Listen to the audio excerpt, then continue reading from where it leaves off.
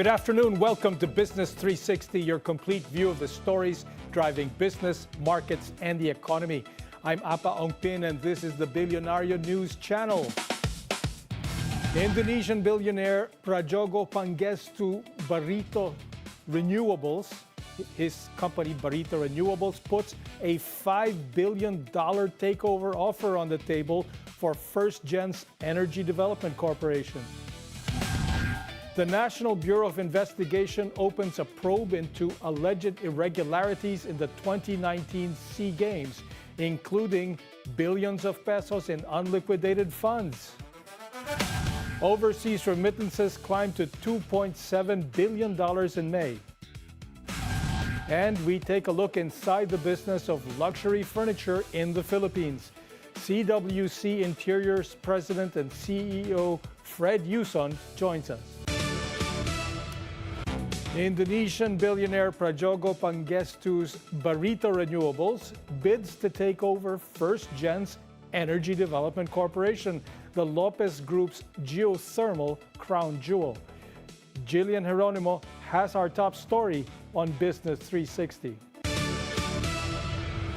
A $1 billion energy deal could be in the works. Lopez-led First Gen Corporation is weighing a reported takeover proposal for Energy Development Corporation from Indonesian billionaire Prajogo Pangestu's Barito Renewables Energy. A source tells Bilyonaryo the offer is being seriously studied. Bloomberg first reported the non-binding cash offer, citing people familiar with the matter. It values EDC at more than $5 billion in equity, or as much as $7 billion, including debt. EDC is one of the world's largest geothermal power producers and a key asset of the Lopez Group. It is backed by First Gen, along with Macquarie Asset Management and Singapore's GIC. The company voluntarily delisted from the Philippine Stock Exchange in 2018. Brokerage Abacus Securities said the reported valuation shows just how much EDC is worth within the Lopez Group. Based on the $5 billion figure, it estimated First Gen's effective stake at around 134 billion pesos, or 37 pesos and 31 centavos per First Gen share, more than double its recent market price. But Abacus cautioned the offer may not proceed and said Macquarie, which has held its EDC stake for nearly a decade, could be the shareholder ultimately approached to sell rather than First Gen. Barito Renewables, part of Indonesia's Barito Pacific Group, owns geothermal and wind power assets, including Star Energy. If completed, the deal would rank among the biggest foreign acquisitions in the Philippine energy sector and could deliver a major windfall to First Gen and its partners as the Lopez family faces an internal battle over control of its business empire. Talks are still ongoing, and none of the companies involved have commented. For Business 360, Jillian Geronimo, Bilyonaryo News Channel. First Gen shares rocketed up more than 18%. It was one of the most active stocks today, following the report on Indonesia's Barito Renewables. Other names on the list include BDO and PLDT, which rose more than 1%. Overall, the Philippine Stock Exchange Index and the broader all shares inched up. Cebu Pacific's passenger growth rebounds. San Miguel gets the green light for a 30 billion peso share sale, and Union Bank lands a $100 million vote of confidence. Joel Caballero has these corporate stories. Cebu Pacific is back on a growth trajectory after passenger traffic returned to year-on-year growth in June. The Gokongwei-led carrier flew nearly 14.5 million passengers in the first 6 months of the year as domestic traffic continued to outpace international traffic. The airline says June marked a return to year-on-year passenger growth despite the traditional lean travel season. Seat capacity, however, grew faster than passenger traffic. International passenger volumes remained below last year's levels, but the company attributed this to earlier capacity adjustments rather than weak demand. Looking ahead, the airline expects operating performance to improve, helped by lower fuel prices and improving consumer sentiment. San Miguel Corporation has secured regulatory clearance for its latest preferred share offering after the Securities and Exchange Commission declared its registration effective. The company could raise as much as 30 billion pesos through a base offer of more than 266 million preferred shares with an oversubscription option of up to 133 million more. The offer price is set at 75 pesos per share with preferred shares offered in 3 sub-series, paying dividend rates ranging from about 8 to nearly 8.65% a year. The preferred shares are set to list on the Philippine Stock Exchange's main board. And Union Bank has secured a $100 million investment from the International Finance Corporation for its first ever sustainability bond. Proceeds will help finance loans for micro, small, and medium enterprises, as well as renewable energy, energy efficiency, and green building projects. The Aboitiz-led bank has yet to announce the bond's size, pricing, or issue date. The deal builds on IFC's investment in Union Bank's first social bond back in 2021, which helped finance more than 3,000 loans to small businesses hit by the pandemic. For Business 360, Joel Caballero. The flagship venue for the 2019 SEA Games is now the subject of an NBI investigation over alleged project anomalies. Andrea Salve reports. The National Bureau of Investigation will launch a probe into alleged irregularities in the construction of the new Clark City Sports Hub in Tarlac, which hosted several events during the 2019 Southeast Asian Games. NBI Director Melvin Matibag said he learned of the alleged anomalies during his recent visit to New Clark City, where the Bureau is planning to build its new training academy. Nakarating sa amin, may titingnan kami rito, may kailangan kami imbestigahan dahil nakarating kami rito, bilyon-bilyon pala yung pumasok dito na pera na unliquidated. At mayroong private company rito na na-involve na binayaran ng 10 billion at ang pagbabayad insertion sa GAA. It's a Malaysian company na sila yung nag-build ditong parang sport area na to. Walang bidding, tapos nabayaran ng mabilisan na 10 billion yung halaga, congressional insertion. The new Clark City Sports Hub is a 20-hectare multi-sports complex featuring a 20,000-seat athletic stadium, an aquatic center, an athletes' village, and other sports facilities. Also located within the complex is the 55 million peso SEA Games cauldron, which Matibag said will also be re-examined as part of the NBI's investigation. The sports hub was built over about 19 months. From March 2018 to October 2019, with a project cost of nearly 10 billion pesos under the Basis Conversion and Development Authority or BCDA, a government-owned and controlled corporation attached to the Office of the President. Bilyonaryo News Channel has reached out to the BCDA for comment. As of this report, the agency has yet to issue a response. Andrea Salve, Bilyonaryo News Channel. It's day 6 of Vice President Sara Duterte's impeachment trial. We give you the latest live. And how do global luxury furniture brands find a market in the Philippines? We sit down with CWC Interiors President and CEO Fred Yuson. Straight ahead. This is Business 360.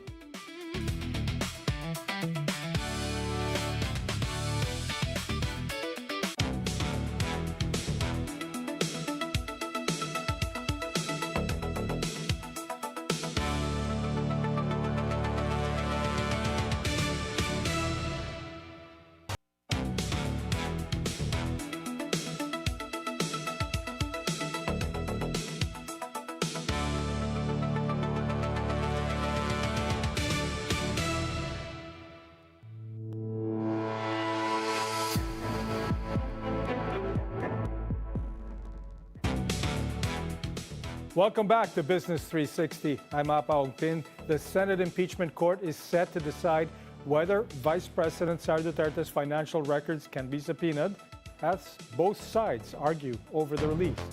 Hannah T. is reporting live from the Senate. Hannah? Apa, Apa, open the door to the truth or keep it shut?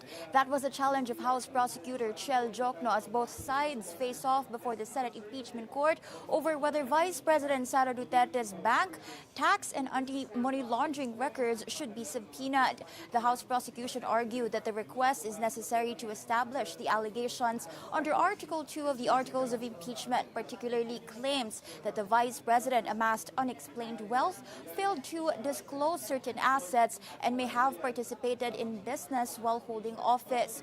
Jokno insisted that the impeachment court's constitutional power to try and decide an impeachment case cannot be restricted by ordinary laws. He argued that bank secrecy, data privacy, and other confidentiality provisions should not prevent the court from obtaining evidence it considers necessary. The prosecution also defended its request for financial records dating back to 2007, saying they're relevant because they show the respondent's financial pattern while she was a public official. Jokno pointed to an AMLAC report showing billions of pesos in financial activity during Duterte's years as Davao City Vice Mayor and Mayor, arguing that these records could help the court determine whether she betrayed the public's trust. He also cited the 2012 impeachment trial of former Chief Justice Renato Corona, where the Senate allowed the presentation of bank records and evidence that predated Corona's appointment as Chief Justice. But the defense urged the court to deny the request. Defense counsel Michael Poa argued that the issue is not whether the impeachment court has the power to issue a subpoena, but whether that power can be exercised without violating due process. Poa said a valid subpoena must be both relevant and specific, warning that a broad request for nearly 2 decades of financial records would amount to a, quote, fishing expedition. He maintained that the articles of impeachment contained no financial documents to support the allegations of unexplained wealth when they were filed, and claimed the House was now searching for evidence only after the case had already been initiated. The defense further argued that records from as far as back 2007 are irrelevant because Duterte was then serving as Davao City Vice Mayor, an office that is not impeachable. Apa Poa also cited several laws, including the Anti-Money Laundering Act, the National Internal Revenue Code, and the Bank Secrecy Law, and he argued that these laws protect the requested records and that impeachment is not an express exception in several of those statutes. As of latest monitoring, Apa, the Senate Impeachment Court has yet to rule on whether the subpoenas will be issued. In fact, naka-caucus ngayon ang lahat ng mga senador kaugnay noong nangyayari or nangyaring oral arguments kaninang hapon. That's the latest here at the Senate. Back to you, Apa. Thank you, Hannah T, reporting live from the Senate. The prosecution in VP Sara's impeachment trial pushes to present her bank and tax records. Let's get an update from Isaiah Mirafuentes of Abante, who's also at the Senate.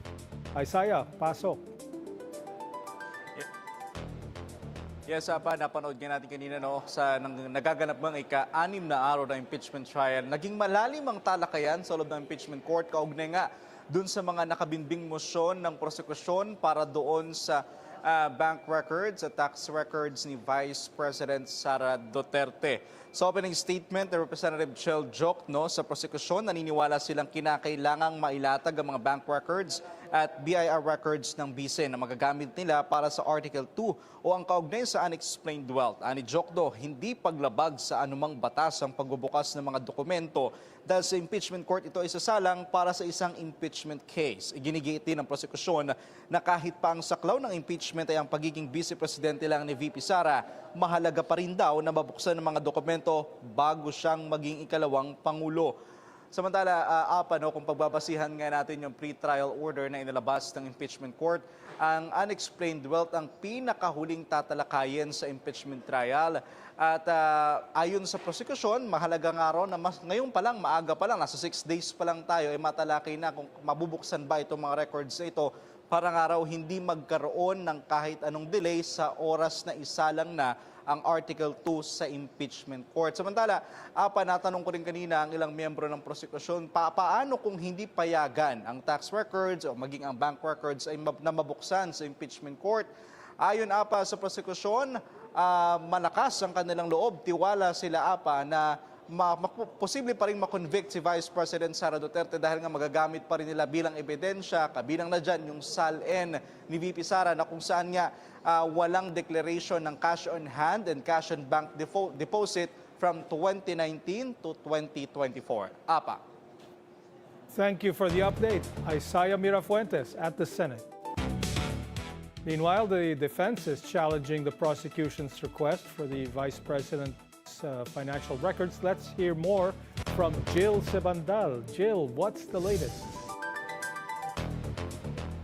Apa, the defense is urging the Senate Impeachment Court to deny the prosecution's motion to subpoena the bank and tax records of Vice President Sara Duterte, her husband Manises Carpio, and several businesses allegedly linked to them.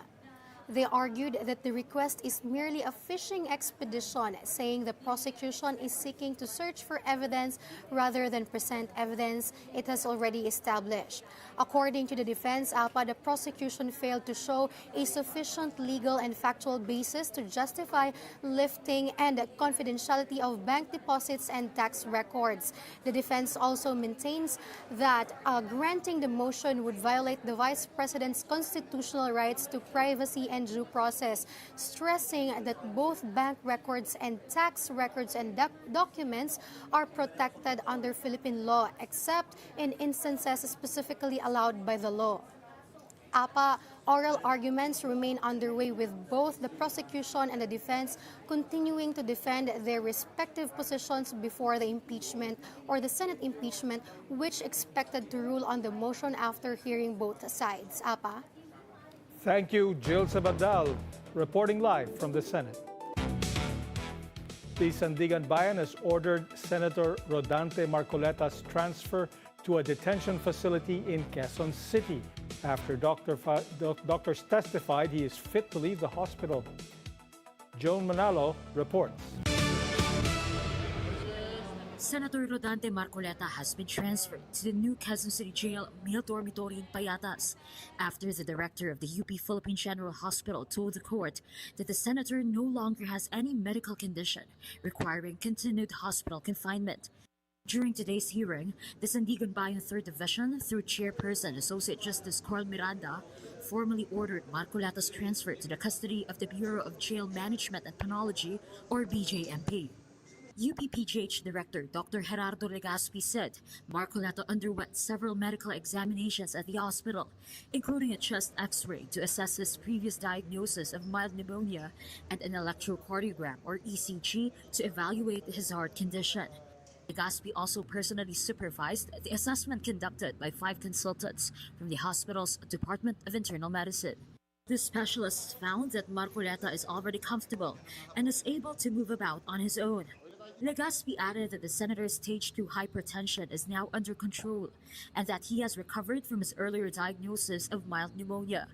The X-ray ng PNP General Hospital, pinareview ko independently. Like ano naman, pinasahan din ng pneumonitis, aming chairman ng Department of Radiology. So, nag-agree naman na meron talaga. So, ang paggagamot na ginawa sa PNP General Hospital can take effect. Maganda kay Senator. Clear up na. However, Legaspi said Marcoleta must still undergo a week of isolation, both to prevent possible transmission of the illness and in consideration of his advanced age. The PNP Criminal Investigation and Detection Group, or CIDG, immediately complied with the court's order and escorted Marcoleta to the new Quezon City Jail male dormitory in Payatas. Ang ano naman is may isolation, at kailangan may isolated siya, di ba? Dahil nga sa karamdaman niya. And nakita naman na yung facility na yon, and the BJMP can provide with that, can abide with.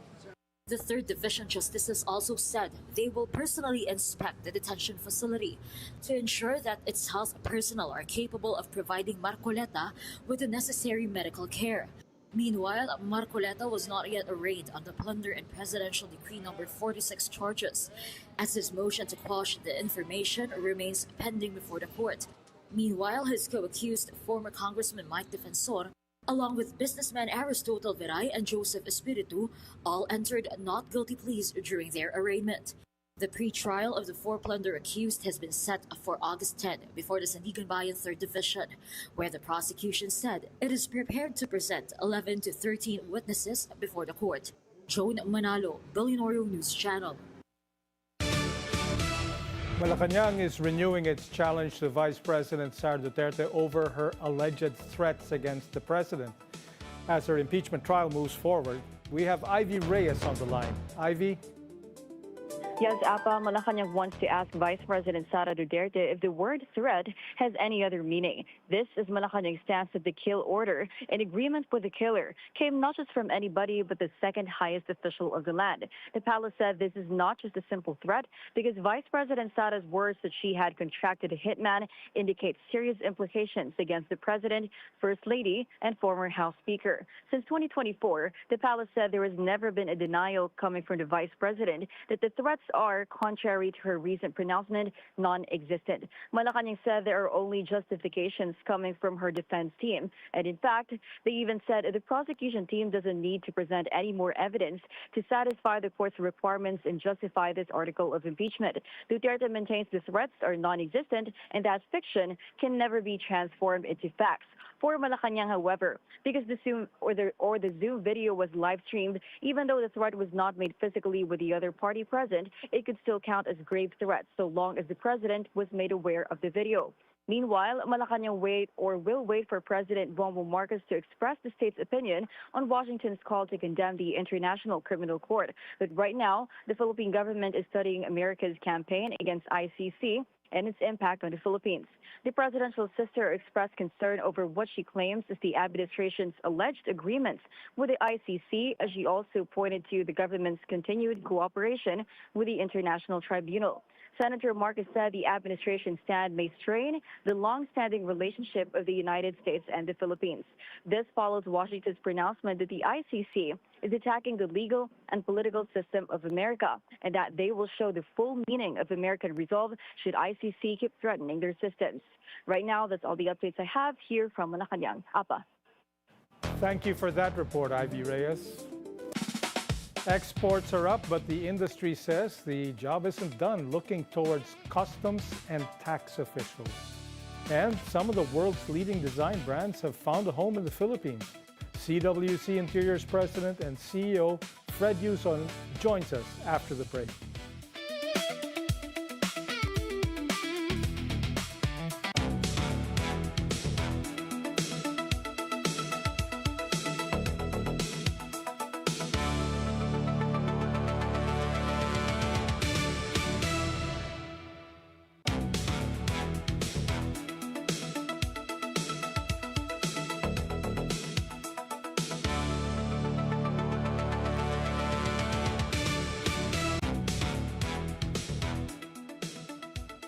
Welcome back to Business 360. I'm Apa Ongpin. Money sent home by overseas Filipino workers climbed in May. Latest data from the Bangko Sentral ng Pilipinas shows cash remittances hit $2.7 billion in May. The United States remained the biggest source of remittances, followed by Singapore and Saudi Arabia. Philippine exports are gaining momentum, but business leaders say the next challenge is making it easier to do business. Rimos Macasero has that story. Top industry players and trade executives convene for the third quarter general membership meeting of PhilExport. Key economic figures joined the assembly, including Bureau of Customs Commissioner Ariel Nepomuceno, Bureau of Internal Revenue Commissioner Charlito Martin Mendoza, and Small Business Corporation Vice President Wally Calderon. Delivering the President's report, PhilExport Chief Dr. Sergio Ortiz Luis Jr. revealed a solid uptick in merchandise exports.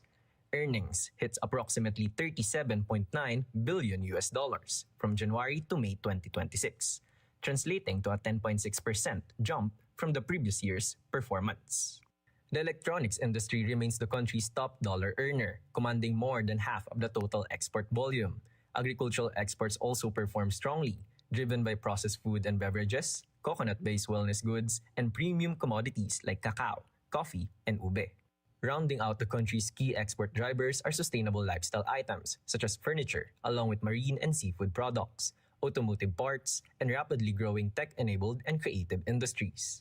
Addressing long-standing trade chain headaches, BOC Commissioner Nepomuceno assured exporters that a full digital overhaul is underway. Modernization is the way forward. That's the only way that we can really end the problem. And modernization means the full digital transformation of all the processes in the Bureau of Customs. 8 yung aming na-identify that must be digitalized. At the center of all this digital transformation is the Customs Processing System, CPS. Ibig sabihin, for exporters and importers, dapat digital submission na right at the start. And this will include bank documents, insurance documents, simply because banks will not, generally speaking, will not collude with smugglers. They have a bigger name to protect, they have a bigger stake to pursue. The customs chief is actively tackling costly logistical nightmares such as severe port congestion, prolonged cargo assessments, and overcrowded depots. The systemic bottlenecks continuously force traders to bleed capital through excessive demurrage charges and crippling transaction delays. On the fiscal front, BIR Commissioner Charlito Martin Mendoza backed initiatives to streamline compliance, pledging to cultivate a tax environment that support, rather than stifles, business growth. Gawing business and investor-friendly ang BIR. It is also aligned with President Ferdinand R. Marcos Jr.'s directive to make government services easier to understand, easier to follow, and more accessible to the Filipino people. That question became the starting point of our reform agenda. The dialogue highlights the shared goal of both the private and public sectors to unlock broader economic opportunities and secure the Philippines' competitive edge in the global market. But despite strong export figures and bold promises of modernization, a crucial question lingers for investors and local entrepreneurs alike. When will the red tape finally be eliminated? And when will the Philippines truly transform into the seamless, business-friendly nation it strives to be? For Business 360, Remus Macasero, Bilyonaryo News Channel. More Filipinos are gaining access to formal credit through digital lending platforms like GCash. Chesulit reports. It's never too late to invest in yourself to achieve your dreams. That's the message behind the 6th edition of GCash Stories, a campaign that highlights Filipinos who have overcome financial challenges while promoting responsible access to formal credit. GCash Chief Marketing Officer Neil Trinidad says the campaign aims to spotlight inspiring stories of perseverance and financial progress. With products like G-Loan, which makes affordable lending, accessible lending easy through a trusted means, it's there to help people pursue their dreams in life. We believe that responsible borrowing really starts with awareness. It starts with doing your research, and it starts by using trusted apps like GCash. Attorney Sheila Gomez. One of this year's featured stories is that of attorney Sheila Gomez, a working student who failed the bar exam on her first attempt but refused to give up. During her second review, she took out a G-loan to pay for review materials, allowing her to focus on studying instead of worrying about finances. Hindi siya mahirap pagkatiwalaan knowing na you've been using the application for years na din naman already. And a G-loan is one of the features sa isang app na you're already trusting. For Fuse Financing, the lending arm of GCash, Sheila's story reflects a broader shift as more Filipinos move away from informal lenders and toward regulated sources of credit.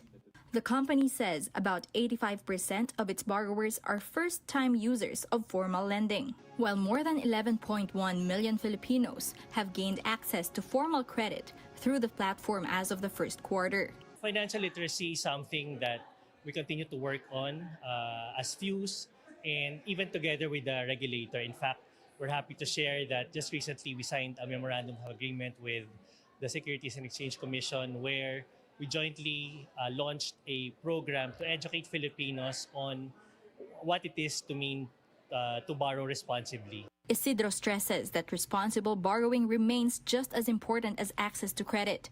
He encourages Filipinos to borrow only from SEC-regulated lenders, fully understand the cost and repayment terms, and take out loans only for purposes they can afford to repay. GCash hopes stories like attorney Sheila's will encourage more Filipinos to see formal lending as a stepping stone toward their financial goals. For Business 360, Che Sulit, Bilyonaryo News Channel.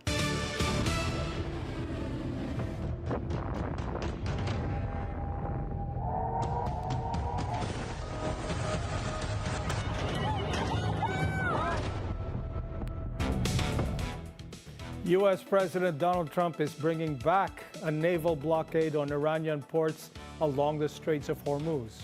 This as the U.S. and Iran restarted military operations, but Washington says the strait itself stays open. Ships bound for non-Iranian ports will be allowed to pass. Separately, Trump has dropped his proposal to impose a 20% fee on cargo passing through the strait. He said the U.S. will pursue trade and investment deals with Gulf states instead.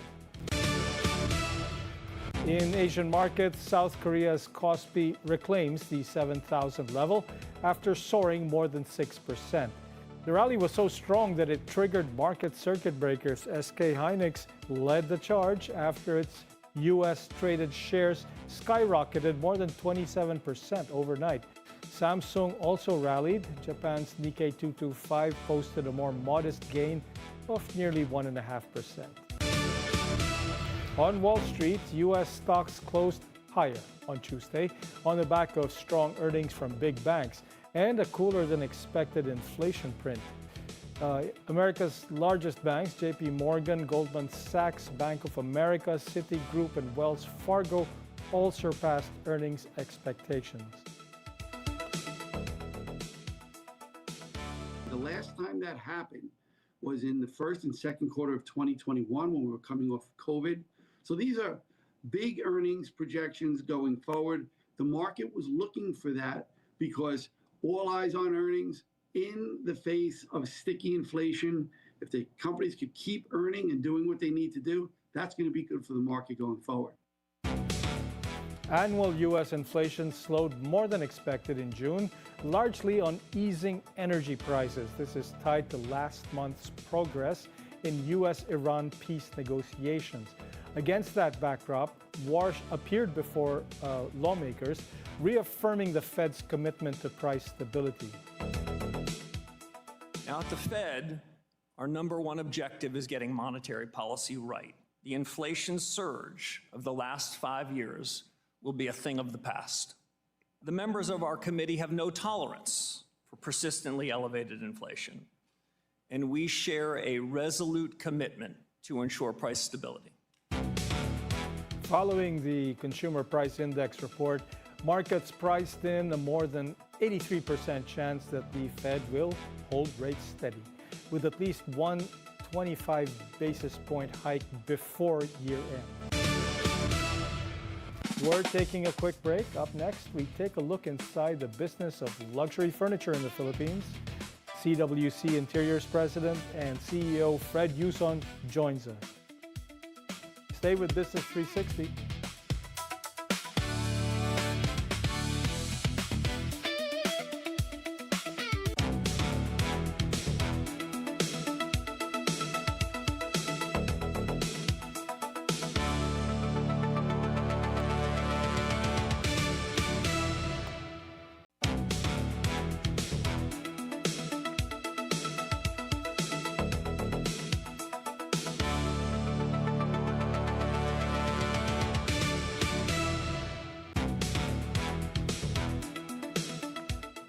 Welcome back to Business 360. I'm Apa Ongpin.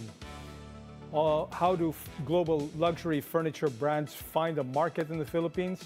We sit down with CWC Interiors President and CEO Fred Yuson to talk about building a business around some of the world's leading design brands. Hi, Mr. Yuson. Welcome to Business 360. Hi, Apa. Good afternoon. Thanks for inviting us. Yeah. So you've been in the business. CWC Interiors has been in the business for decades now. How has the Philippine market for office interiors and high-end furniture evolved over the years? I should say CWC has been in the business for 35 years. We started just selling desks and tables.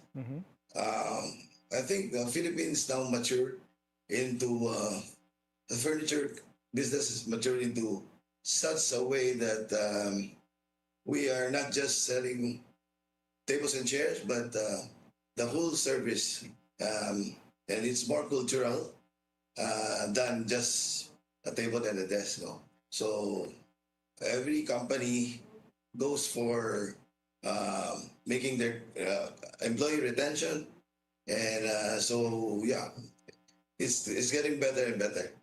Mhm. You've positioned CWC as more than a furniture supplier. It's become a destination for premium international brands. How did that transformation happen, and what does it take to represent luxury global brands in the Philippines?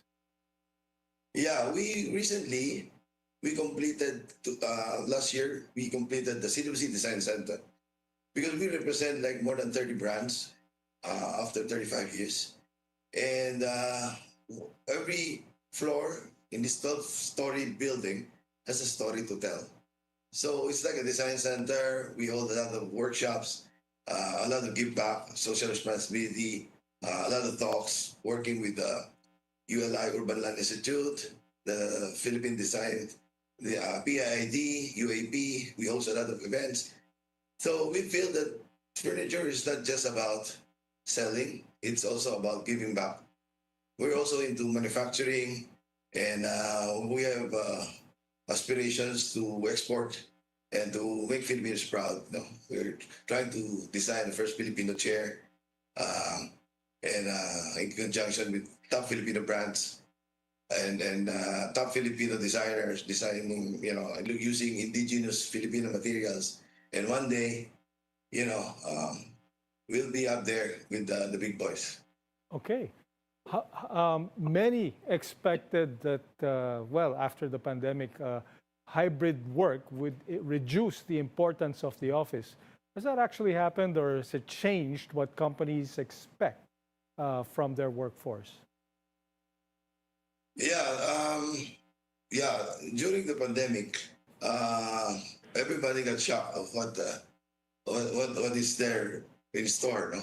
So we pivoted, and we were able to make the furniture available by giving inventory and a lot of work from home. So actually, we leapfrog from being just a corporate supplier to now the retail, residential. So we created more markets, and that gave us, now we're now doing both corporate and residential and retail. So it's a more holistic approach, no. But the hybrid workspace, now slowly everybody's going back to the normal office, and everyone is. It's now a space to socialize, to collaborate, to share ideas, more than what it used to be, which is like just dump them with number of chairs and tables, and so it's more. There's more meaning now in the workplace than before. Mm-hmm. What are corporate clients looking for today that they weren't asking for 5 or 10 years ago? Which industries are investing the most in workplace upgrades, and what do you think is driving that demand? Yeah, so like we deal with Miller now, Hammer Miller with 12-year warranties. We try to differentiate ourselves with a little more, better quality, better service. It's not just price anymore. Try to educate the market. A lot of multinationals are in, especially captive markets, like JP Morgan, Wells Fargo, Citibank. A lot of major banks are expanding. So those major banks now are upgrading and noticing quality. They used to buy 3,000 peso chair. Now with Herman Miller's entry level, they can go as high as they now approve 12,000, 10,000, 12,000 peso chairs with better warranties and a better brand to support them. So I think slowly we're getting there, and it's not the price anymore. And these brands that that help us and then trust us.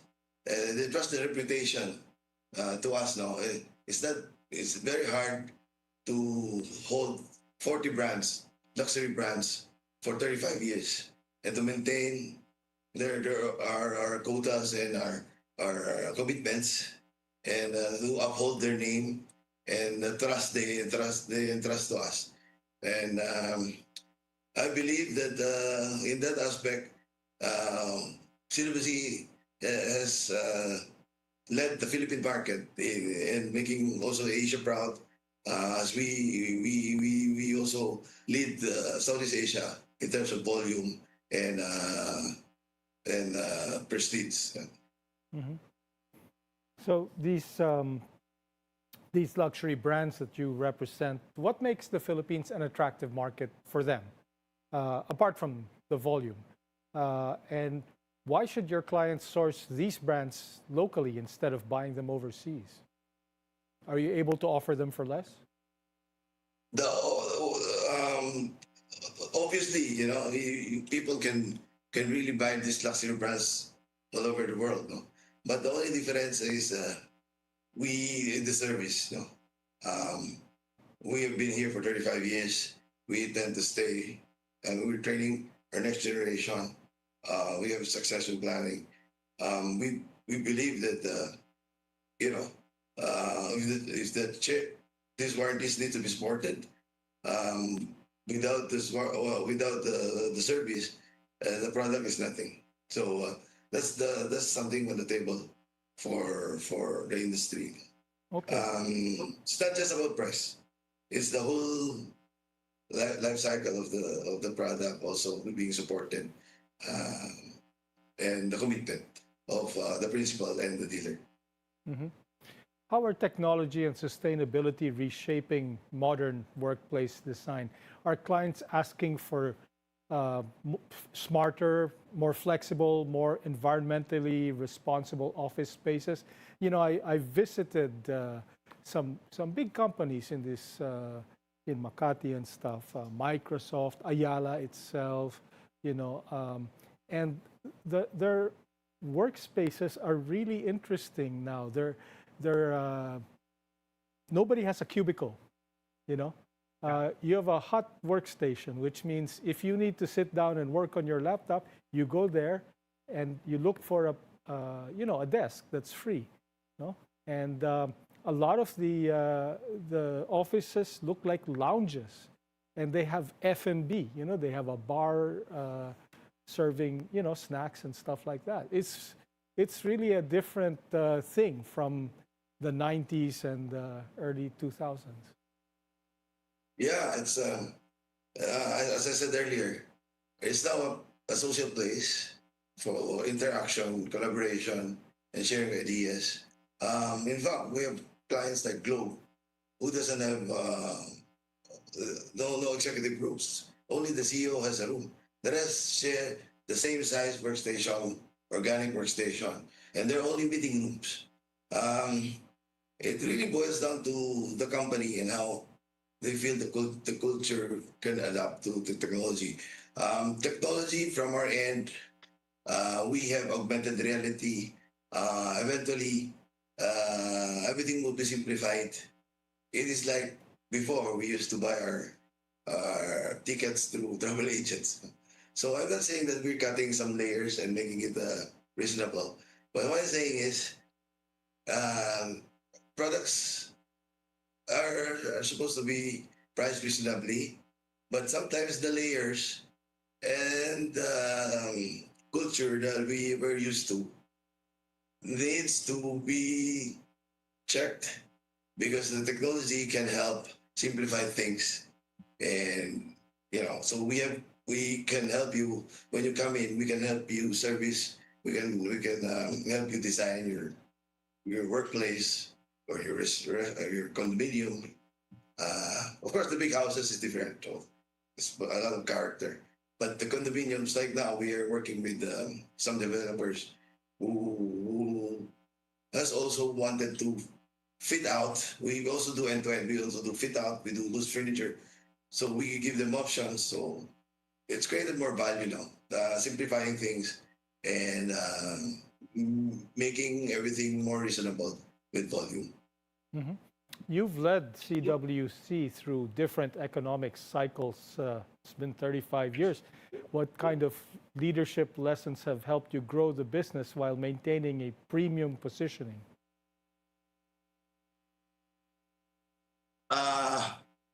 Yeah, I think one thing with us is we have like 400-500 people in this in the company, and we have local manufacturing with export aspirations.